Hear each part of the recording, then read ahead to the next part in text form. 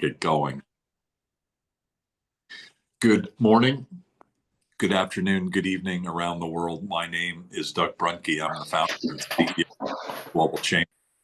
We have a conversation here today about that we do every month about exporting, importing, and FDI news around the world. It's really an opportunity for members to check in on how others are viewing the opportunities around the world. As with other conversations we have at Global Chamber, it's intended to do mainly two things. Certainly identify challenges so that we can navigate around them with whatever we're doing. Whether it's today in this conversation, or whether it's in a regional globinar, or whether it's a conversation about leadership or exporting, or whatever we're talking about, there are challenges. And by working within the global tribe, by working with additional information and the right resources, we navigate around those. The other is opportunities. What are some of the market segments? What are some of the specific deals? What are the specific changes that are going on in the world that allow us to be more successful, to at least know what some of the opportunities are and decide whether we wish to go after them? That's critically important in a growth path, that you're understanding what those are, selecting the right programs, and then going after them, using the right resources to be able to capture them. So there's a lot going on in trade today, as there is always. There are geopolitical challenges. There are political issues that are going on. That's really not too much our concern, and we don't really focus in on that at all. We're just looking at what's going on, hopefully in a realistic and rational way, and then from a business perspective, decide what do we do next. What are the challenges and opportunities that direct us to take the next steps that allow our businesses to be successful? So we take a very pragmatic view. So I just wanted to preface all of that, because I'm not here certainly to make any judgments about what's right or wrong. I work very hard not to judge on anything, on people or situations or circumstances. It's really all about, what is the reality? What can we think about relative to what we can do, what we can impact, and then what are the opportunities that we can work on in our own business or with others, or help others to go forward. And so right or wrong, that's what our intent is today and every day at Global Chamber. I'm very pleased to introduce our first speaker, and today is going to be a roundtable. We're going to have members, give their perspective on what they see as challenges and opportunities right now around the world, to hopefully help us all, have hope, all feel like we have a better view of what's going on, and so that we can make better decisions going forward. I can't think of a better person than Thomas Cook to kick things off, because he's very knowledgeable about what's going on. He's been studying it for decades. Thomas Cook is a new member of Global Chamber through it's Blue Tiger International. So sorry, I almost missed the name of it. Blue Tiger International. He's spoken at Global Chamber in the past, and he's spoken all over the place in terms of what's going on with trade up until today. It just turns out this week is kind of momentous, perhaps historical time of things that are going on. So Thomas, thank you for joining Global Chamber. Thank you for sharing your thoughts today. Thomas and I also have a little bit of a shared background, in the sense that he's on Eastern Long Island, and I've spent a lot of time growing up on Long Island, and particularly Jones Beach and places like Valley Stream and West Hempstead, and most of my family is in Massapequa, which is very close to where Thomas is, close to the beach. So Thomas, thank you very much. What would you like to share today? So thank you, Doug, for having me, and also for running this organization. I think it's a great idea, bringing people from all over the world together to discuss common issues and common problems and common solutions. So what I think I'd like to start out to talk about is, we have a president currently who is aggressively changing the economic order of the whole world. He's using tariffs as a significant tool or weapon, depending upon how you want to characterize it, to change how trade is done with the largest trading nation in the world, the United States, and impactful on every large trading nation, such as China, to smaller countries all around the world. And I kind of I think I'd like to do is just start out by sharing what is he actually really trying to accomplish.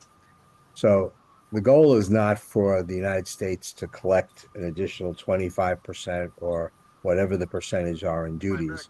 What he's actually trying to do is influence behavior of how.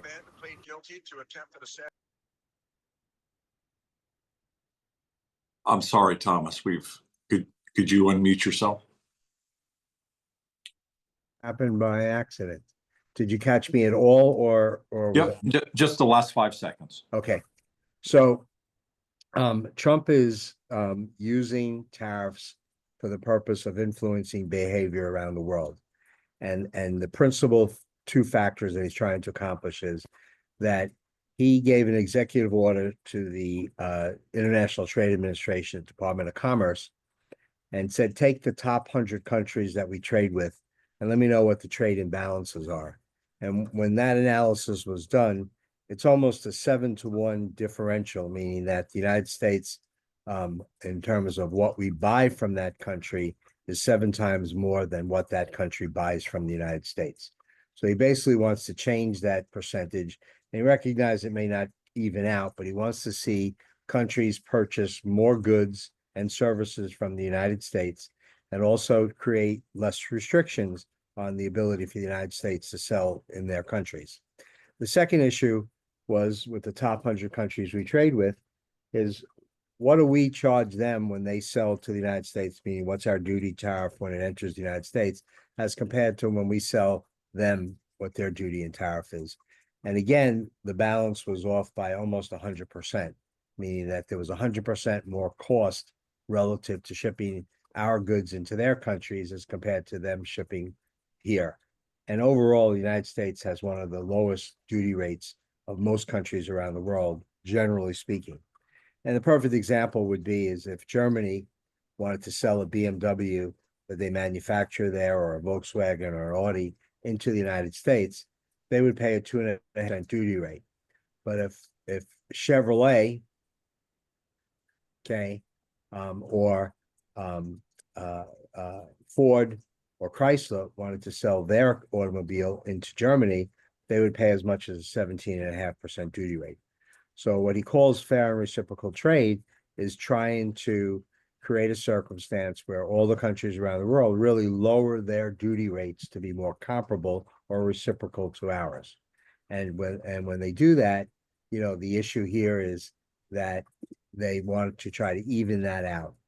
And in fact, that strategy, even though very aggressively done and not giving a lot of time for people and companies and executives to respond, there actually now is more than 30 countries around the world that have begun to lower their duty rates pretty significantly, and also make significant both purchases in the United States as well as investments in the United States. So the strategy that he's using, as crazy as some people might think it is, or as disruptive as some people would take it is, actually is starting to work.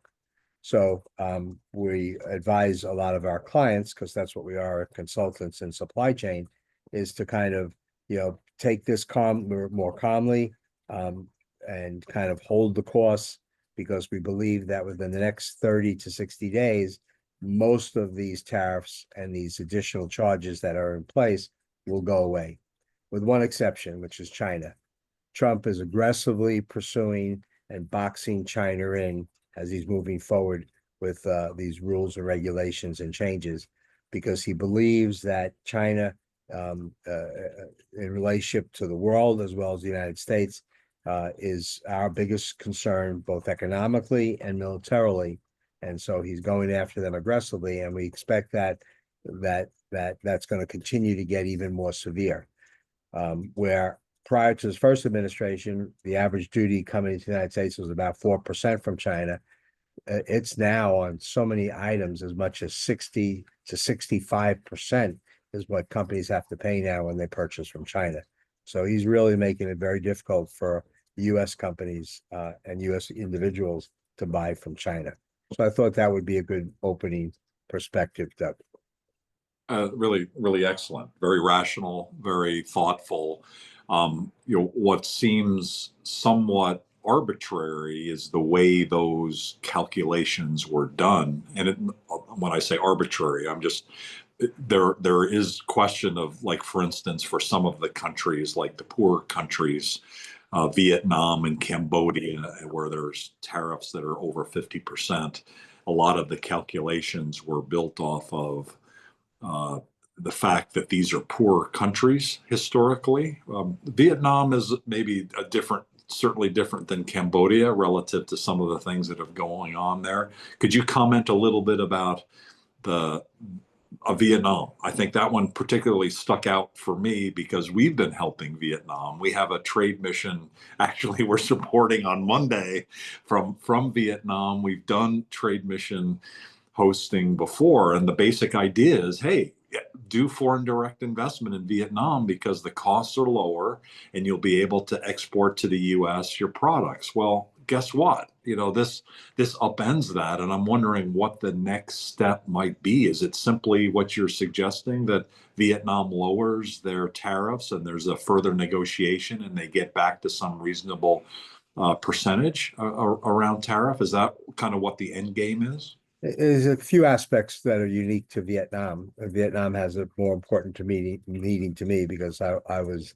there at the end of the war serving. And now here we are as one of our, countries that's, in terms of growth, is growing as one of our biggest trading partners. One of the problems that's specifically associated with Vietnam is that a lot of Chinese companies during Trump's first administration moved a lot of their manufacturing to Vietnam to avoid the 232 and the 301 tariffs that Trump put in place. So a lot of US companies shifted, particularly in the apparel, textile, shoe industry. Not so much in industrial goods, but a lot in that apparel world that moved to Vietnam. And the concern is that while the location of the factory is in Vietnam, that really it's a Chinese-owned business, and most of the components and parts and materials still originate from China. And that the amount of value add in Vietnam, or the content, the labor and so forth, is not sufficient to really call it product of Vietnam. So part of the administration is following what US Customs concern is, which is that there needs to be a higher degree of scrutiny, plant by plant, whether or not it truly is a Vietnamese product. I mean, the greatest value to that product comes out of Vietnam as compared to just being a annex of China located there. So one of the things that's happening, and this is also relevant to Mexico, because a lot of Chinese companies have moved their manufacturing into the maquiladora programs in Mexico, and the same thing. And it's the first time ever, and when an executive order has been issued, that it gets to a granular level of discussing that in customs clearance, where normally a commercial invoice and a packing list is required to hand to customs when the goods pass through the border, now the president put in there that there'll be a request of customs for a bill of materials. And that bill of materials is going to line item all the component structure and materials used in the manufacturing process, line item, which will show the origin and the value of those components and raw materials, so that customs can assess whether or not they can consider this truly a Vietnamese product or truly a Mexican product when it comes in, and it's not just a default position of a Chinese manufacturer just shifting their operation to another country. Got it. Very good. I'm going to come back to you in a moment, but I know that Alex Martin only has a few minutes. Alex, thank you for joining us. We'll get back to Thomas in a moment. I'd like to get to Jermil, and there's several other folks on the call that I want to make sure that we hear from. Alex, good morning from Michigan. Yep, still Michigan. Morning, everyone. We're Apologies for the short meeting here, but we're getting lots of panic calls from clients from all over. I lead the transfer pricing practice at KBKG, which is a tax specialty firm.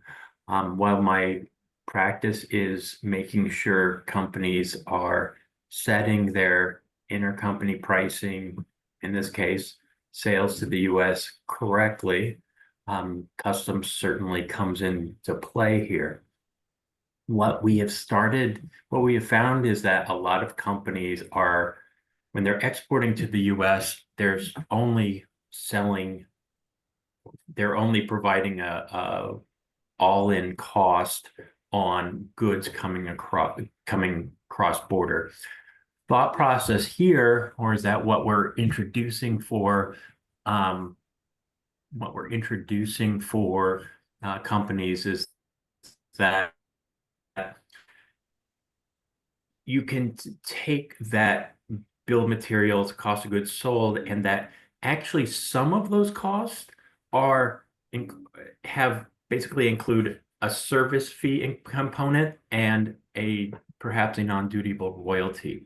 So in other words, just because something comes across a border at $100, perhaps 15% of that, $15 of that is actually a service charge or relates to services provided to the US company. And $5 of that would be a royalty or non-dutiable royalty. So by basically bifurcating these costs or the cost of goods sold that's coming across the border between dutiable and non-dutiable costs, you can reduce the amount of duty you need to pay on a product coming on a cross border. So just to put this in perspective, let's take a 25% duty rate. Every $100 reduction in dutiable cost would reduce the amount of duty up by $25. So that's an overlooked strategy at this point, and it's certainly early days. But since a lot of companies, for many reasons, it didn't really matter all that much when tariffs were 2 to 3%, by being a little more scientific on how you charge on a cross-border basis, you may be able to cut down a lot of the amount of duty that's payable to these when you're declaring your goods to customs. So unfortunately, that makes things a lot more complicated when we're dealing with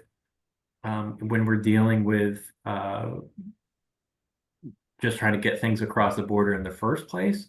But it is at least mitigate some of the costs or dutiable costs that are now in play now. So Okay.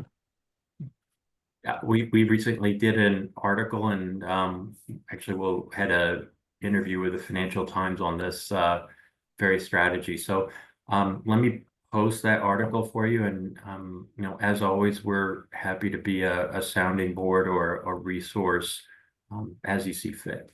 So Thank you, Alex. KBKG and Alex are the world's expert on transfer pricing for product. So please definitely know Alex. I'm going to get back to Thomas in a moment, but Jermil is in the call. Jermil, do you have a moment to check in on what Alex just talked about, the additional work and effort that's required, and that you're seeing? You're seeing this every day. How has your life been this week? Oh, it's been a lot of phone calls too. A lot of people panicking. I haven't seen the finalized email from customs yet for the new tariffs that are going into place. So I don't know if it'll change before then. So I was like, I don't think it's official yet until I see their message, because then I know that's in their system. So I'm just waiting for that. I do know people were moving their supply chain to their manufacturing facilities to another countries. I did hear about that. I kind of expected, I didn't expect it to be like this right now, where other countries are being targeted after they already moved. So I really don't know what to expect. I'm just waiting around and trying to make a spreadsheet to stay up to date. It's kind of hard to keep up with all the changes. So I think that's kind of frustrating with everything. So I don't know if they're going to help with any more guidance or anything, ways to make it easier for all of us. But I know it's stressful on everybody's part, importers, exporters, everyone. Your point is that maybe they were sourcing out of China, so they've moved to a place like Vietnam, and now suddenly they've got high tariffs. That kind of change? Yes, even India. I know a lot of people were instead of doing China, they're switching to India, but now India is supposed to have the additional tariffs coming up on the 9th. So it's a lot of different places. Okay. I'm sure people are gonna be looking for other countries that don't have the tariffs, but we don't know if that's gonna change in the future. So I think no one really knows anymore. So, Thomas, that point there, I think what you're saying is, right, this is the first step, and the next step is sorting through, like for a U.S. company that was sourcing out of China, now sourcing in Vietnam, the long-term strategy there is not to have the tariffs for them, right? Or am I being too optimistic? No, it's correct. Well, you have to appreciate that part of the Trump strategy is he wants to bring back manufacturing to the United States in critical areas that are important to our existence independently. In COVID, a tremendous vulnerability was identified on critical products that the United States needed, particularly pharmaceutical products, masks, gowns that we needed, and so forth. Certain materials in order to produce certain things here in the United States were restricted because our supply chains got so disrupted through COVID. So what Trump is trying to do is to kind of make the United States much more independent and bring back on these critical areas of manufacturing back to the United States. He doesn't want people just to leave China and go to Vietnam or go to Malaysia or go to India. He wants them to really rethink it and possibly rebuild their facility in the United States, and not necessarily 100% of their manufacturing, but it's certainly if they have no manufacturing, to bring back some of that manufacturing to the United States. That's really the ultimate goal that he's trying to do. So the other factor here is that his theory, and again, you have to try to get your head around it, and it does make a difference whether you like him or you dislike him, you agree with him or you don't agree, whether you voted for him or not. He's the guy right now in charge, and he's got control over all these decisions that are impacting trade. And his belief is that the United States has been treated unfairly by all these countries that we've been helping, providing various levels of U.S. aid, military protection to, and so forth. And that they need the United States more than we need them. And he's leveraging this factor to get them to lower the duty rates in their countries, and where they're making purchases of agricultural equipment, defense equipment, and the things that the United States makes, whether it's aircraft, right? They have a choice of going to Europe, or they can come to the United States for aircraft, right? They want them to come to Boeing in Seattle. So he's trying to influence behavior. And if he sees these countries, and I can tell you for sure, because we're partners with the Department of Commerce and the International Trade Administration, is those negotiations are going on very intensely, and more than 30 countries have already begun to acquiesce and change their policies and lower their duty rates and start to make more significant acquisitions of product and resources here in the United States. And other companies are committing to investments and building facilities here in the United States. And that's really what he wants to achieve. And as these countries, because our belief is that over the next 30 to 60 days, that most of these countries, particularly the ones that heavily trade with the United States, India, as an example, Vietnam, as another example, Malaysia, Philippines, Turkey, Mexico, Canada, you're going to see them shifting their policies to more of aligning with what Trump is looking for, and therefore then he'll relax these rules and regulations. So we expect that at a point in that 30 to 60 day period, that we're going to see a normalization. And the perfect example of that is his rhetoric towards Canada and Mexico, which was pretty severe over the last 60 days.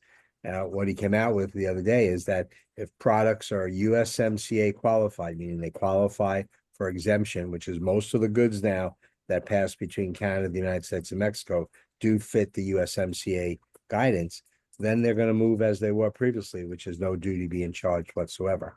So that's a positive thing because he's influencing their behavior, which is one, is to increase security at the border to assist the United States from preventing illegal aliens and illegal drugs from coming in, and two, that they're now accepting U.S. product and U.S. services in their country without any restrictions. Great perspectives. Rasit is in Istanbul, and so you mentioned Turkey. And Rasit, thank you for, I see your text there in the chat area. He's a global advisor for Global Chamber and runs a network within Turkey that meets monthly. We also have a conversation about Turkey on the 10th of April. So if you're interested in what's going on there in the trading bloc within Turkey, and I need to shift my name to Turkey. So sorry about that, Rashid. Turkey was brought up here. What are you kind of viewing in terms of, and your trading network looking at from your side of things right now? Are you asking me or are you asking? Sorry. Rashid, are you there? Rashid? Open my voice. Can you hear me now? Oh yeah, now we can. Yeah, I was just curious to hear what your perspectives might be on what's going on right now from Turkey's perspective. Thank you very much for the organization. You will be the speaker on 9th of April. You will tell us about global chambers on turnkey B2B platform. I shortly mentioned the turnkey platform in the chat box. It's a B2B and matchmaking platform. We have 40 plus, we have representatives, business partners in 40 plus countries, and we have suppliers from 100 plus industries. We do regular weekly online B2Bs and monthly physical get-togethers, and we are planning business forums, panels, investment conference in collaboration with global chambers, starting with Tanzania. I will be the speaker on 10th. I will tell you about business environment in Turkey, investment opportunities, using presentation of Turkey's investment office reporting to President Erdogan directly. The information is pretty much updated. We are optimistic about these tariffs. I think it brings some opportunities, a lot of opportunities to Turkey. As you know, it is 10%. It is not affecting our business with America. It wasn't tax or duty exempted before, like Egypt or some Middle East countries. So we used to pay some duties, taxes before. There is no change actually in Turkey's position, and we are optimistic. As you know, Turkey is one of the production centers in the world, so we can replace some of the supply chain that running from China, or as most of us know, many Chinese suppliers moved to Vietnam to avoid taxes, tariffs, and maybe they will try India now. What is the advantage of Turkey? Labor cost is slightly higher than China, but pretty much well-educated, qualified labor force. And we are in the European Union. We are in custom union with European Union, and negotiations are speeded up because it seems like NATO is abandoning Europe. They are considering to set up their own army, and they are worried about defense of Europe. And Turkey comes onto the stage to secure European Union with the largest army in the region. So they need us. Also, they need our young population. Even though it is aging, it is still in 30s in comparison to 50s in Europe. So we have well-educated, qualified, and affordable workforce, and many Chinese also, after the tariffs are increased, electric vehicle manufacturers and mobile manufacturers, they started to invest in Turkey, such as BYD, setting up a factory now with $1 billion investment. Other advantages, we are in custom union with Europe, and we have free trade agreement with around 60 countries. So it is like a 1 billion population market, tax-free, duty-free. And we have also geostrategical position in the cross point of all three continents. So we are optimistic about the recent developments, and we were hoping that the same will apply to Canada and Mexico, but Canada and Mexico still, I think, if I'm not mistaken, still in free trade with the US. Donald Trump didn't increase the tariffs for Mexico and Canada yet, but this could happen in the future. So we can replace some of the broken supply chain from Far East, as we did in the time of pandemics. The supply chain never broken in Turkey. Also, we have to many countries around Turkey, we have transit time advantage. It is to 100 countries. We have shorter lead times, like 2 months, in comparison to China, 3 months. Also, transit cost is cheaper than China for the buyers in Middle East, Europe, and Africa. Thanks to Global Chambers connections, I hope we will establish much more connections. We will do much more business.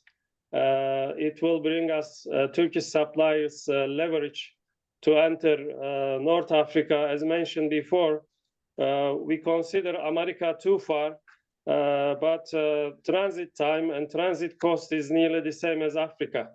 So I think it will bring Turkey a lot of advantage, recent developments. Over to you, Doug. Sorry for Thank you. The other thing that long conversation. Thank you. Another aspect of that is the Turkey, a block of countries like Kazakhstan and Uzbekistan, and we're going to be talking about Uzbekistan at a Global Chamber event sometime in April. So check that out as well. But it's opening up opportunities in that area. I'd like to. This is probably a good time to bridge, because as part of your group, Ruby Golo is part of what you're doing in Turkey, and she's an expert on trade in Africa. I quite honestly don't know what the situation is with the tariffs with many of the countries in Africa, and I'm wondering, Ruby, what are you seeing from your side? The other question for me is AGOA, ultimately, that comes up for either renewal. I think it's renewal sometime in the fall. It's probably too early to predict on that. I've heard some optimistic signs on that, but I don't know enough about it. What's your perspective of what you're seeing? Hi. Hi, Hi, Ruby. everyone. Sorry to surprise you. Are you okay with saying a few words? I just want to say that when it comes with the tariff issue, Ghana has also come on the list. It's 10% for us as well. So everybody is looking to see what the alternatives will be. And in terms of AGUA, I think that an announcement will be coming, I think, towards in September. So we all watching this, watching to see what will happen to AGUA. agua is very important to Ghana. We can't predict what will happen, but it looks like we are all in times of uncertainty, and everybody is looking inward to find other alternatives to play around what is happening. So we are also affected one way or the other, and our new government is also looking to find ways to trade with other people and build new relationships. So that's all I want to say for now. But later on this year, later on this month, 29th, I have an event with Jazz Brokers, Jamil. I think she's on the call. We will be talking about customs issues and things that are changing in terms of people looking to bring goods to the US. So please save the date. And if you can come along, that will be a nice conversation as well. Thank you. Fantastic. Thank you, Ruby. Appreciate your thoughtful comments. Who else has some comments? I'll open up the floor to other comments. I see Luis Miranda in Mexico, and Mexico was commented on. That certainly has been a hot topic the last few weeks. I wasn't fully up to speed on the changes with both Canada and Mexico. Do you have a moment to comment on from your perspective there? Hello, thank you very much. Good morning to everyone. Very interesting what I have been listening here to Tom. What is going on is very interesting. Of course, many businesses are on the wait and see mode because they want to see what is really going to happen. For Mexico, of course, as you know, we have been on the free trade agreement for 30 years now. So our supply chain is very integrated to United States and Canada. Of course, we have to comply with the rules of origin. So that means that many components should be really from the region. And that's what we need to focus on to be really playing. Of course, reshoring manufacturing facilities from here to the United States is complex because you cannot stop the production while you move it, but also it takes a lot of time, a lot of permisses, licenses, environmental studies, etc. In many places, they have to take a look at energy, water, etc. And it will take a lot of money, a lot of time, but also they need to see if they have the labor, because in some places there is a shortage of labor in the United States. So it is interesting what is going on. What we know in Mexico is that we still have many opportunities because of the free trade agreement. And we know it's going to be reviewed in 2026. And because there are other countries like Vietnam and Japan that have the tariff is higher, then if Mexico can promote incentives for investments here, then with incentives, maybe we will be doing something to still be attracting investments. So I think that Mexico is still an interesting country to invest because of we are very near, we have a big border, and because the supply chain has been integrated for more than 30 years. But of course, there are many businesses that are right now, and I have been working with 2 companies that are in like on the wait and see mode to see really what is going on.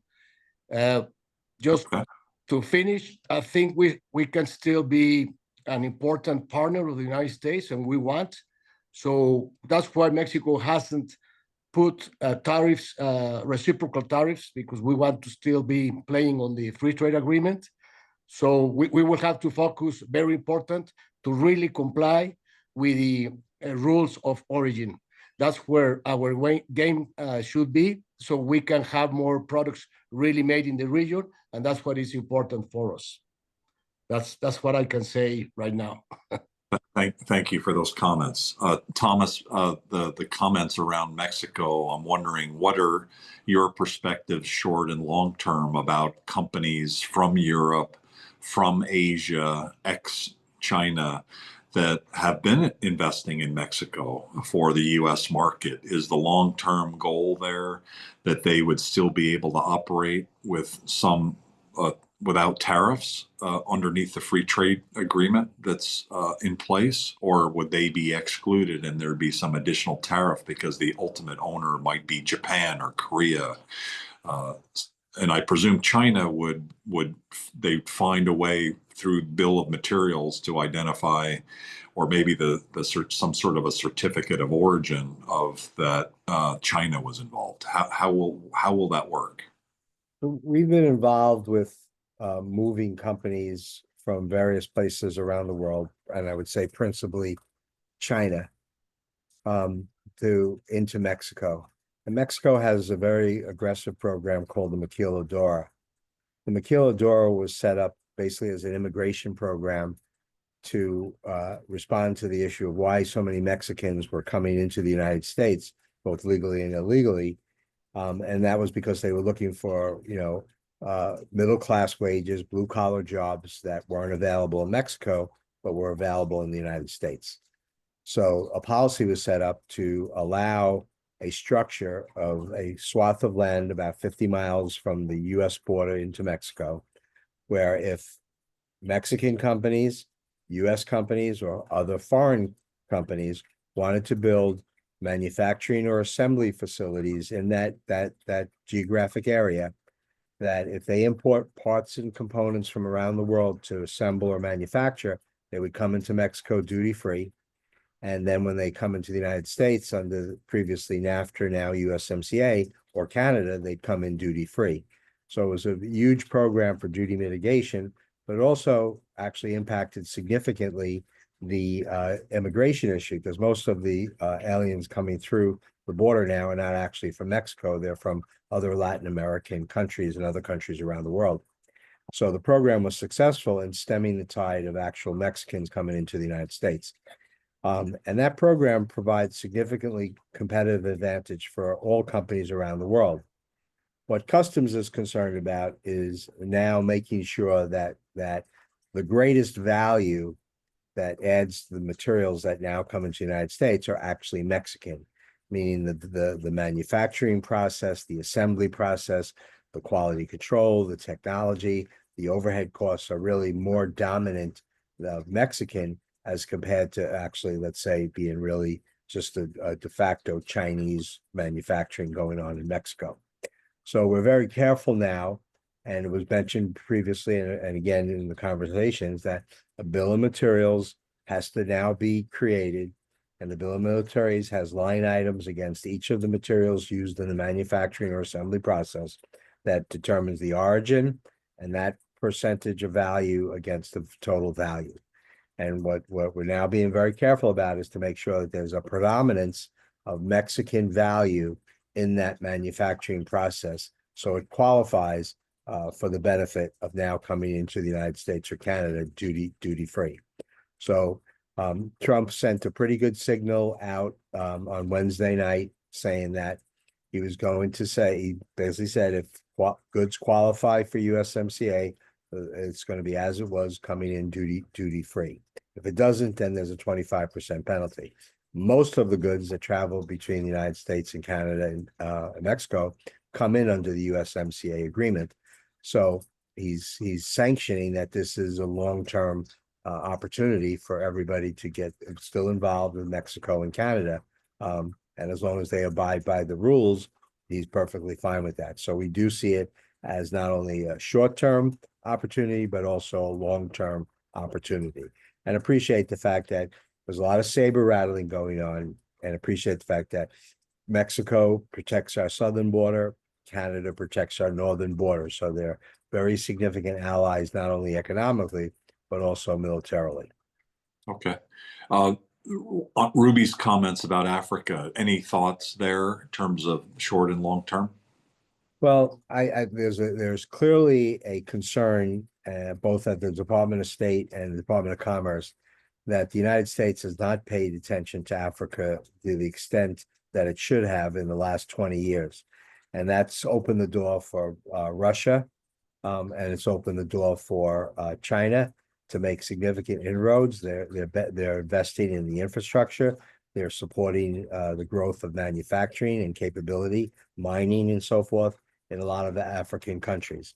So it was announced in the Biden administration, and Trump is carrying it forward, which is that the United States is now going to become more aggressively involved in establishing better trading relationships with various African nations, and also making investments in the infrastructure so that our position becomes superior to what's coming from Russia and China. So we see it as an area of growth and opportunity. And I don't want to say it's going to be across the board, but particular countries in Africa are going to see the benefit of U.S. Engagement and investment. Okay, so you're optimistic about Agua and AGOA? Yep, Okay. absolutely. That confirms some of what I've heard as well. So thank you. Demetris Evans is our Global Chamber Executive Director, Board Chair. She's also the head of her own law firm, international law firm, the Evans International Law Firm. Demetris, I think you've got some comments on Africa. Good morning. I just want to share my screen really quick here. I do have a couple of comments on Africa. I think it's interesting that we're talking about Liberation Day, right? When I think about Liberation Day, a couple of pictures come to mind. One is, people excited about things that are happening. And the other is that movie that I think it's Will Smith played in, where like it's all over. So I think a play on these words is very interesting. But thinking about AGOA and the African countries, so this is some of what I'm finding with the tariff landscape that he's introduced. 50% coming out of Lesotho with the tariffs. That's going to hurt. Ouch. Madagascar, 47. South. We knew it was going to hit South Africa, right? We know there's been this geopolitical argument that's been brewing, and that's going to get worse. But I am totally in agreement with, I think, my colleague who just mentioned it. We are going to have competition, and if we're not playing in Africa, Africa's where it's at. It's something like, in the next 10 years, they like half of the, no, wait a minute, it's like 80% of the population is going to be in their 20s and their 30s. Like, it's where the boom is happening. That car industry in Africa, they're already coming out using the cobalt that's already coming out of the ground to make electric cars. We know that we have to go green, right? So I think Trump is pushing us in that direction, and I think that we're going to see it happen. Is AGOA going to get hit? Is AGOA probably going to go away? Probably. I mean, we know that Trump has been blaming a lot of stuff on DEI, right? So DEI is Black people is Africa. So we're going to see some of that lashback, but I think he's not going to have any choice. The U.S. is not going to have a choice but to do business in Africa. And as far as till firms, let me just tell you, till firms over here is popping. We are looking at so many new innovative businesses happening because of that. So because of Liberation Day, right? I mean, we represent a lot of women-owned businesses. And right now, women are looking at this and saying, I don't know if you can tell this. Oh, I got this new tea. I just got like a whole bag of tea, and someone's like, I don't know, I'm supposed to say this, so I'm not going to say the name of the tea, but they're like, hey, we're ready to take this all over the world. Trump has opened up businesses. The SBA is giving loans. This is the time for trade. So happy to be on here. Happy to be a part of the global tribe. I say be unstoppable and definitely be global. We're optimistic. So that actually, the SBA has approached Global Chamber, and they want to share some of the new loan programs. And we've already talked about the Exim Bank, which I thought might end or something, because like the Republicans have been after the Exim Bank, but it seems it's the opposite. It's being supported, and so I think that all reaffirms what you're saying. Chris Scalise, could you keep it short? We only have a few minutes. Oh yeah, I'll keep it under a minute. And thanks, Doug. And I'll tell you, one of the things I look forward to is learning from, you know, our peers in the international community, and thank goodness for the Global Chamber for, you know, bringing these great sessions together. But one of the things I just want to comment on, is we saw in the crazy news the last couple of days about the reciprocal tariffs. The administration did preserve USMCA, which was very exciting to hear. You know, there was about 14 different free trade agreements that the U.S. participates in with 20 different countries, but I can really see that ourselves starting to renegotiate, the U.S. administration renegotiating those free trade agreements. And one figure that we're not looking at here, which is interesting, is we talk about what's going to happen to the SMEs, but there's also the MNEs, the multinational enterprises that U.S. companies have overseas, right? And, you know, and put that in perspective, exports were 3.1 trillion, imports were 4.1, but these MNEs represent over $8 trillion of exports throughout the world. And to put that in perspective, these are companies that U.S. owned, that have operations in China, Vietnam, Cambodia, all throughout the world. And, you know, if those perspectives were put in there, this would be the third largest economy based on GDP. And, you know, these are going to be effective. And that's a voice that's going to be going back to the, you know, to the White House and the administration. And I'll just end it on this, Doug. I honestly see where, you know, China retaliated with 34% tariffs. Other countries are looking at, are doing this as well. Other countries, as Thomas mentioned, are looking to lower. There is going to be a balance, but I'll tell you what, the time for Global Chamber and for all of us to be involved is more than ever, because this is the largest shift in our market economy since World War II. And we're going to see a lot of changes that are going to be happening in the near future for all of us on this call. A lot of great opportunity, and a lot of great opportunity for us to grow globally. And that's it. I'll leave it at that, Jug. Brilliant. Thank you very much. We only have about 3 minutes. And so, Russ, your hand is raised, and it's maybe because I didn't lower it. Did you have a final comment? No, I just wanted to give floor to Mohammed Omar. He's our Iraqi business partner, how it is opinion. And maybe he want to mention a few words about the Iraqi market. Mohammed Omar, are you here?